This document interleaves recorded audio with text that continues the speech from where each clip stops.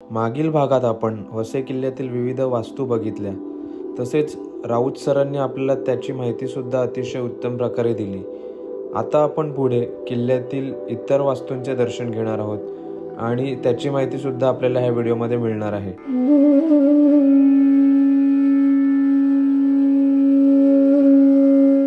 मित्रांनो, सेकंड आपलं दुसरं सत्र सुरू करतोय. आपण फ्रान्सिस्कन नावाच्या चर्चमध्ये एकत्र जमलेले आहे. वसई किल्ल्यातली जी चर्चेस आहे ती विविध पंथांना आणि विविध धर्मगुरूंना किंवा एखाद्या काय म्हणतात एखाद्या समूहाला वाहिलेली आहे. काहींनी परमेश्वराला प्रेरित होऊन, काही लोकांनी एखाद्या उद्दिष्टाला प्रेरित होऊन, जसं आपण सेंट जॉनचं बघितलं ते रुग्णसेवेसाठी होतं. म्हणजे त्या चर्चमध्ये प्रार्थना वगैरे व्हायच्या, पण त्यातली सगळी जी कम्युनिटी आहे ती रुग्णसेवेला प्राधान्य द्यायची. तसा हे फ्रान्सिस्कन चर्च म्हणून घोषित आहे. वसई किल्ल्यामधली ऑगुस्तियन म्हणजे ज्याला जेज्युइट चर्च असं जेज्युइट चर्च आणि फ्रान्सिस्कन चर्च ही दोन चर्च स्थापत्यशास्त्राचं दिव्य व्यक्त करतात की हे लाजवाब आहे म्हणून. तर तुम्ही आता जर बघितलं वरच्या बाजूला ते बघा गच्चीचे अवशेष आहेत. ते विटा समजू नका, विटासारखा ते एक मॉडेल तयार केले. ते विटा नाही आहेत, गच्ची जी वरची आहे. मी तुम्हाला सकाळी टाउन हॉलच्या गच्च्या वगैरे सांगत होतो, ते या टाईपच्या त्या सगळ्या होत्या.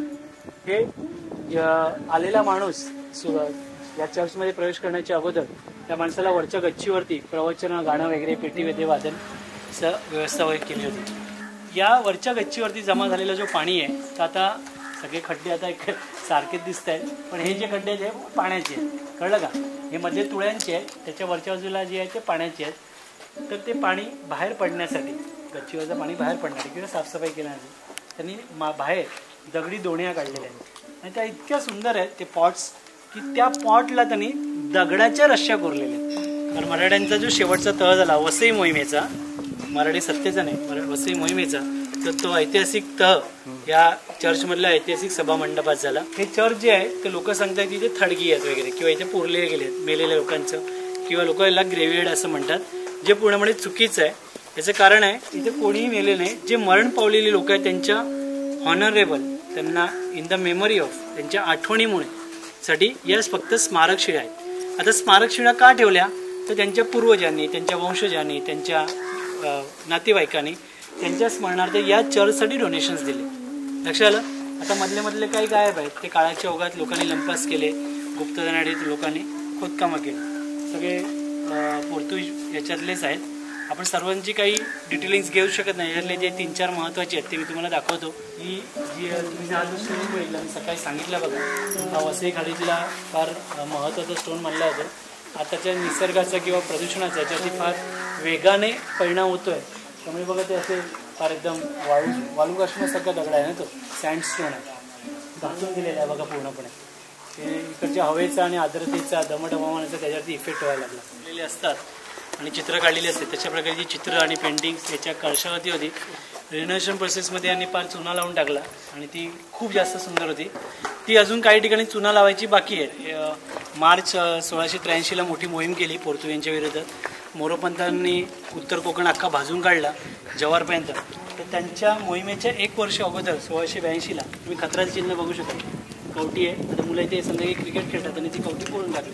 ते जात आहेत बघा, आपल्या इलेक्ट्रिसिटीच्या बॉक्सवरती असतं ते. नीट असताना माझ्याकडे फोटो उपलब्ध आहे. आता लोक संध्याकाळी इथे क्रिकेट खेळतात आणि त्यामुळे मग किल्ल्याच्या शिलालेखांची 12 वाजून गेलेले आहेत. इथे खास एक नामशेष होणारा हे आहे ते बघा, पोर्तुगल जे काय म्हणतात गव्हर्नरचा किंवा राजाचा मुकुट आहे, त्याच्यामध्ये बघा लेफ्ट हँड साईडला शरव राहिला, शरव तो आवर्जून घ्या. म्हणजे वसई मोहिमेमध्ये शेवटचा जेव्हा तहाची वेळ आली तेव्हा वसई किल्ल्यात उरलेले जे काही पोर्तुगीजचे 250-300 लोक होते ते आपल्याकडलं असलेलं गाठवडं पिशव्या घेऊन या ठिकाणी या स्पॉटला उभे होते.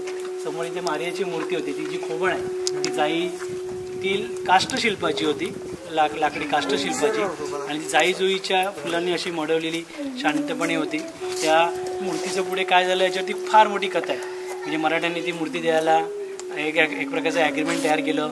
मग ती नंतर गोव्याला गेली, तिथून लिस्बनला गेली, लिस्बनहून ती कुठे गेली तर ते आता मी त्याच्यावरती लेख तुम्हाला देईल, तेव्हा ती कथा ऐकणं जास्त आहे. कारण किल्ले तुम्हाला लक्षात आलं की एका गोष्टीला लागलो का पार त्याच्यावरती खूपच बोलावं लागतं असं. त्याच्यातली बरीचशी मराठमोळी शिल्प जी तुम्हाला पाहायला मिळते.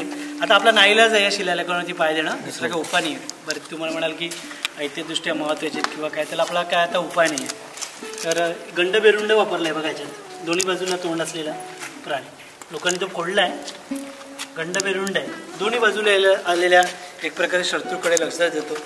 अमेरिकेचे flags, Sri Lanka flags, France, Australia या ठिकाणी गेला. आता तुम्ही म्हणाल की हे सगळे पक्षी जे भारतीय संस्कृतीमध्ये किंवा पुराणामध्ये असतात ते तिकडे का गेले, याचं उत्तर एवढंच आहे, जशा जशा पौराणिक कथा पुढे वाढत गेल्या तशा तशा प्रत्येक गावामध्ये एक नवीन रामायण, प्रत्येक गावामध्ये एक नवीन नायक निर्माण झाला आणि मग त्यांनी यांना स्पेनिक्स, बेनिक्स हे असे काही पक्षी निर्माण करून प्रत्येकाने आपल्या संस्कृतीमध्ये इंट्रोड्यूस केले. आपण आतमध्ये गाभाऱ्यामध्ये जाणार नाही आहे, फक्त मी एकटा जाऊन दाखवणार याच्यासाठी, कारण आपण एवढी सगळेजण बोललो तर वरचा काही इंचापुरती राहिले दगड दिसतात तुम्हाला. अगदी अगदी म्हणजे चाललं तरी बोललं तरी ते पडतील या अनुषंगाने.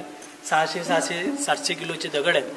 तर मी का दाखवतोय, हे गाभारे इतके अप्रतिम आहेत. म्हणजे डॉमिनिकन चर्चचा तुम्ही बघितला पुरातन खात्याने बांधलेला नवीन सकाळचा, म्हणजे खतरनाक होतं ते, काय जे काय होतं ते. तर त्या लोकांनी मूळ याचं काय केलं आता तुम्हाला सांगतो. सिमेंटची गोणीच होतली, तो कोणाचा होता हेच कळत नाही आता. हे रेस्टोरेशन आहे, टाकायचं सगळं तुम्हाला जिथे ज्याच्या सोशल मीडियावर टाकायचं केलेलं अप्रतिम का, त्याच्यावरती वरचा दगड पडला त्यानेच निश्चित नोंदवून टाकला. आग लागत तुमच्या कामाला, बरोबर की नाही. असं आता काय मी बोलत नाही, फक्त मी जिथे तिथे चालत जातं ते तुम्ही फक्त बघा, कारण खरं म्हणजे खूप रिस्की आहे जाणं.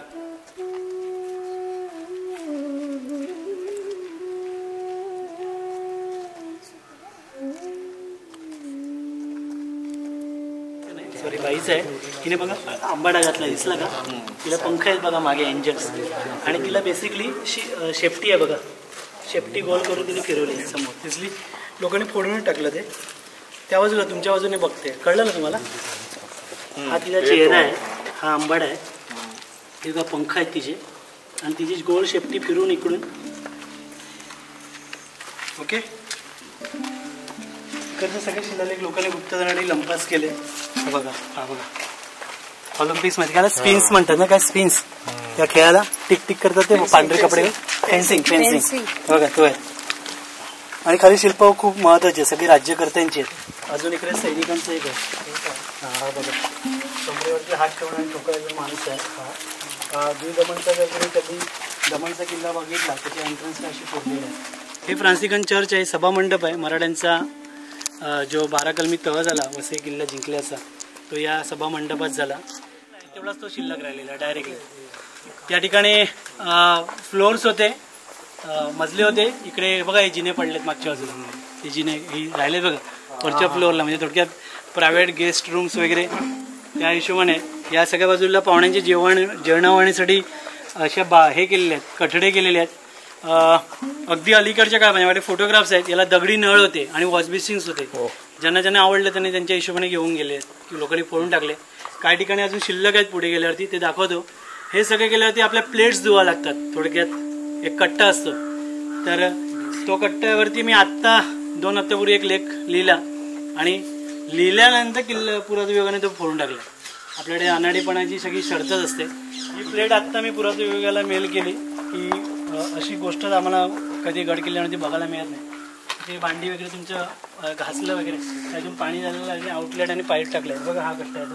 आणि पूर्ण आत्ता म्हणजे माझ्याकडे आत्ता जेव्हा नीट असताना, म्हणजे काही त्याच्यावरती एक दगडाचं हे असताना तो फोटोग्राफ आहे याचा. म्हणजे याला काय म्हणतात कट आहे, त्याच्यानंतर पाणी जाण्यासाठी हे सगळी केलेली आहे. आणि खूप सुंदर वाटत होता. म्हणजे आपण तुम्ही युरोपातले काही किल्ले वगैरे बघितले तर त्या ठिकाणी ते पावबी बनवणाऱ्या हे दाखवतात, कट्टे दाखवतात मोठे मोठे, तशा पद्धतीने न तुटलेल्या अवस्था होतं. आता हे काम करताना यावरती दगड पडून बिडून अख्खापार, म्हणजे हा उद्योग करायची काय गरज होती ते काय लॉजिकली कळलं नाही. म्हणजे पूर्ण कट्ट, पण माझ्याकडे नीट असतानाचा फोटोग्राफ असल्यामुळे ते आता ड्रॉइंग्स आणि याच्यामध्ये तो शिल्लक राहील. त्या ठिकाणी या फ्रान्सिकन जे चर्च पाहिलं आपण, तिकडे 30 धर्मगुरू कार्यरत असल्याची नोंद आहे. याच्या मागच्या बाजूला या हॉटेलला पाणी पुरवठा व्हावा म्हणून मराठ्यांनी बांधलेली, हॉटेलच्या वेळेला त्यांनी इकडच्याच विहिरींचा, याच्या मागे पण विहिरी आहेत, तिकडचा वापर करत असतील. मित्रांनो, जर वसईचा किल्ला येणाऱ्या काळात वाचवला गेला नाही तर त्याचं भवितव्य काय, हा प्रश्न तुम्हाला पडला असेल. तर त्याचं उत्तर आहे हे मागे असलेलं ऑगस्टियन चर्च. कुठे आहे ते शोधा, त्याला 1 लाख रुपये बक्षीस. हे समोर ही बघा एक त्याची गाभाऱ्याची इमारत राहिली आहे. हा त्याचा मनोरा बघा तुमच्या मागे आहे, जो पूर्णपणे झाडांनीच सेव ठेवलेला आहे. हा त्याचा एंट्रन्स आहे. हा समोर जो एंट्रन्स दिसतो त्याच्या उजव्या हाताला, अगदी उजव्या हाताला गेला तर लोक भुयारी मार्ग सांगतात. जे खरं तर या नगरीचं फार मोठं गटार आहे. मी स्वतः त्याच्यामध्ये उतरलेलं आहे. दोन्ही बाजूला मोठ्या बाजूला जायला वाट आहेत. तर लोक आता भुयार सांगतात, इथून डायरेक्ट अर्नाळा वगैरे पाकिस्तान सगळं सांगतात. तर ते त्याला काय उत्तर नाही. ते भुयार तुम्ही आत्ताही बघू शकतात, फक्त उतरू नका कारण आता पावसाळ्याच्या दिवसानंतर बरंचसं जंगल झालं आहे. आणि हे चर्च असं उभं आहे बघा, तिकडे मागच्या बाजूला बघा ते त्याचे सभागृहाच्या. आता फक्त काय सांगतो लक्षात, जेव्हा तुम्ही सेफ अँड साऊंड असाल, उन्हाळ्यामध्ये आला असाल, तर ती जी भिंत दाखवते बघा, त्याला खिडक्या आहेत, त्या भिंतीला भेट देणं चुकू नका. तिकडे 2 सुंदर असे शिलालेख आहेत. भिंतीवरती तिकडे निळा रंग आहे. आणि सर्वात महत्त्वाचं म्हणजे आपण सकाळपासून बऱ्याचशा दरवाज्यावरची शिल्प पाहिली नाहीत. तर इथे एक फूल आहे, त्या फुलातून एक कळी निघाली आहे. त्या कळीतून एक फूल निघालं आहे, त्यात कळी आणि परत फूल असं 1 पीसमध्ये सिंगल पीसमध्ये कोरलेलं आहे. हे एका 1 पीस दगडामध्ये एवढं अप्रतिम कोणी कसं करू शकतं की फुलातून कळी, कळ्यातून फुलं, फुलातून कळी असं करून केलं आहे. तर तिकडे ते आहे. येणाऱ्या काळात तेही नामशेष होईल. कोणी लंपासले, कोणाच्या हॉटेलला जाईल तर कोणाच्या घराला जाईल.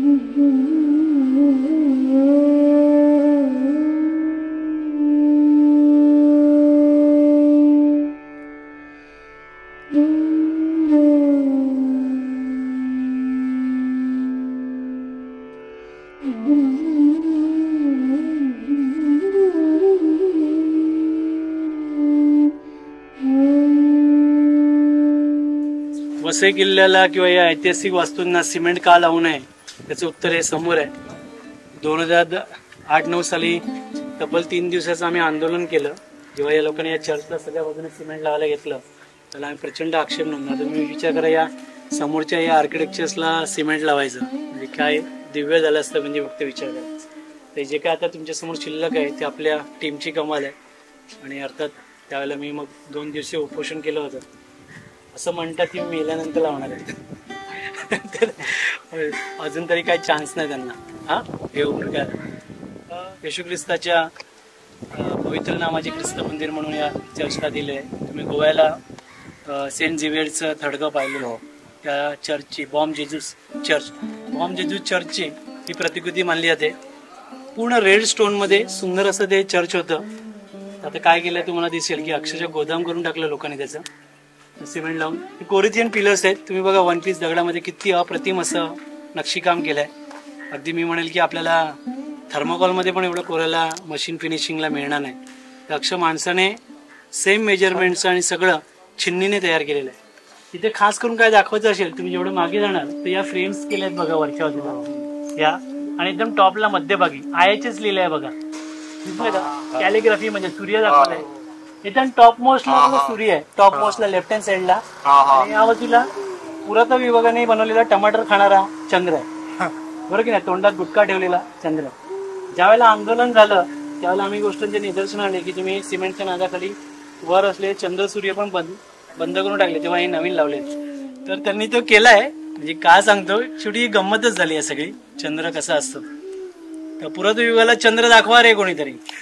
बरं, या कॅलिग्राफीच्या याच्यामध्ये थोडे मागे गेलात तर तुम्हाला ते IHS खूप सुंदर दिसतील. त्या झाडं उगवली आहेत. इथे 2 गोष्टी फार महत्वाच्या आहेत. लोक हे चर्च 1636ला उभारलं असं चुकीचं समजतात. खरं तर 1564लाच याची उभारणी झाली होती, त्याचे पुरे उपलब्ध आहेत.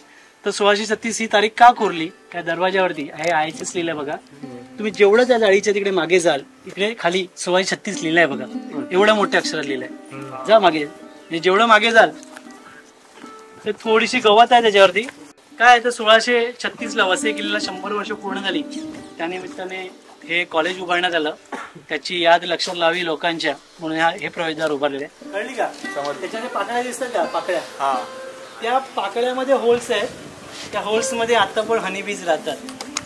म्हणजे त्यावेळेला ज्याने हे केलं, स्थापत्य बनवलं, त्याने मधमाशांचा विचार केला असावा किंवा कीटकांचा, की त्याच्यामध्ये ते राहू शकतात. तुम्ही आत्ता फोटो मारा, त्याच्यामध्ये आताही मधमाशीची अंडी आणि मधमाशी राहतात. किती त्यावेळेच्या स्थापत्य विशारदाला धन्यवाद दिले पाहिजे की केवढा मोठा विचार केलाय.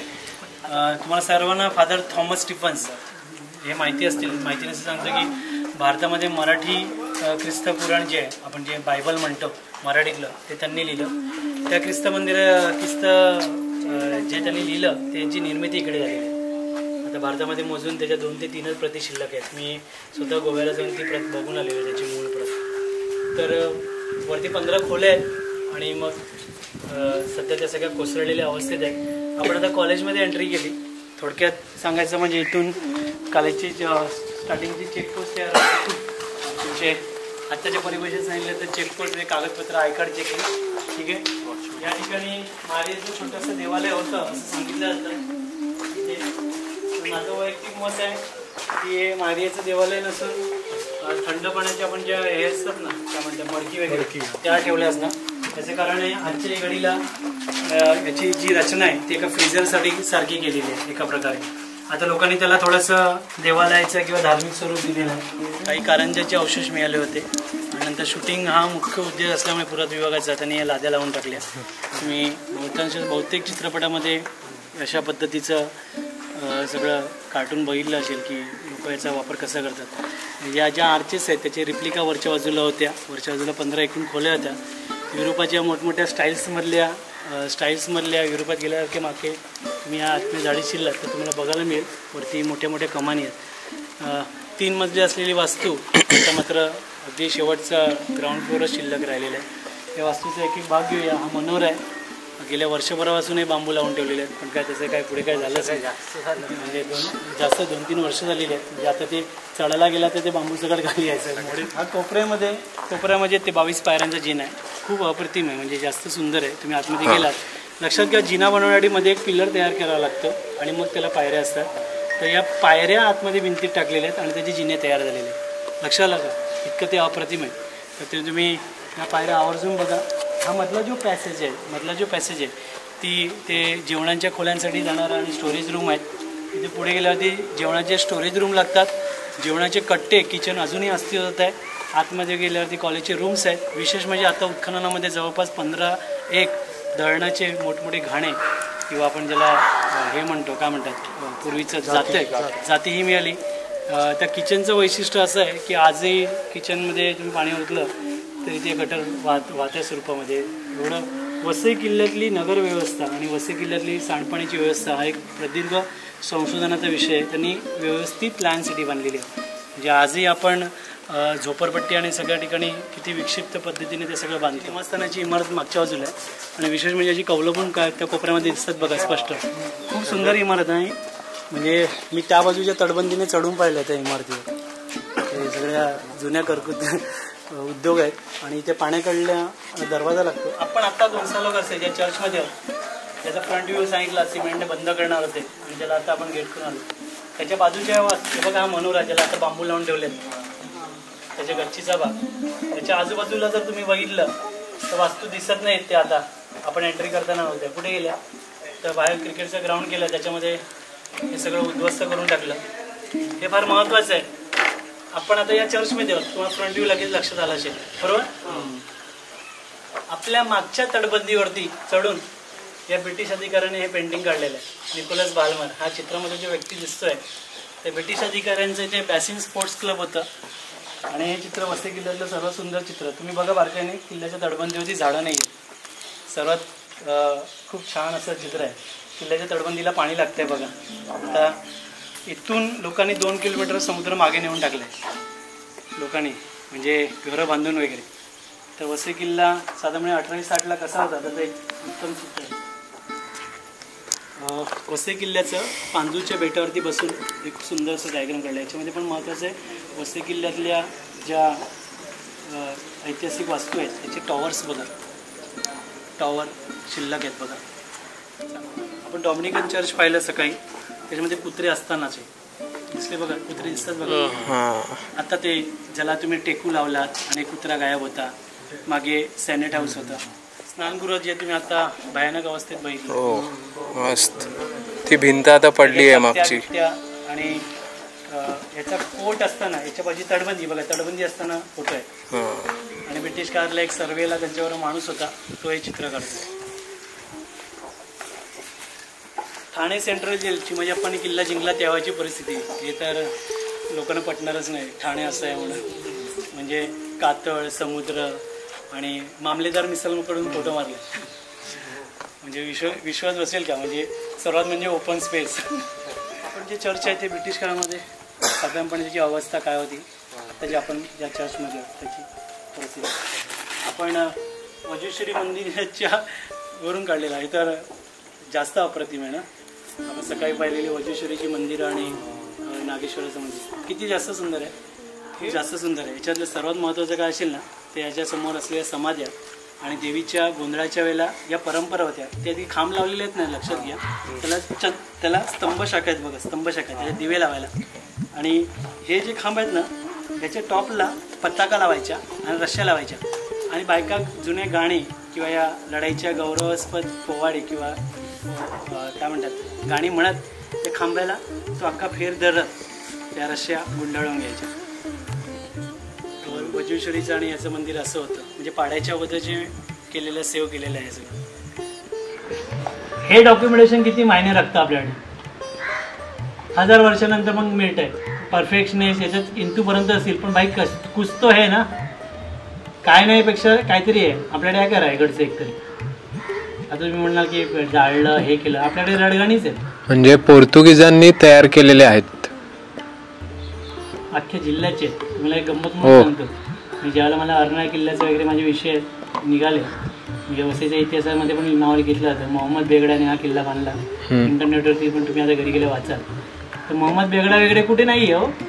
ज्याने इतिहास लिहिला तो बेवडा होता, त्याने मोहम्मद बेगडा लिहिला. मला मोहम्मद बेगडा तर दाखवा, कुठे आहे भाई, कुठे आहे मोहम्मद बेगडा? नाही आहे. सगळं आनंद करून टाकला लोकांनी इतिहासाचा.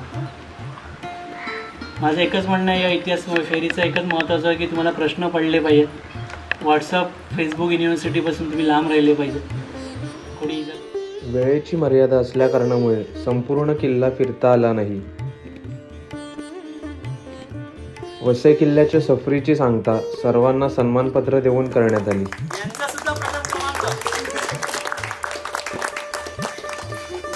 आणि युट्यूबचा व्हिडिओ चांगल्या पद्धतीने अपलोड होणार आहे. आपण दिसणार आहोत, पण टाळ्या वाजवा.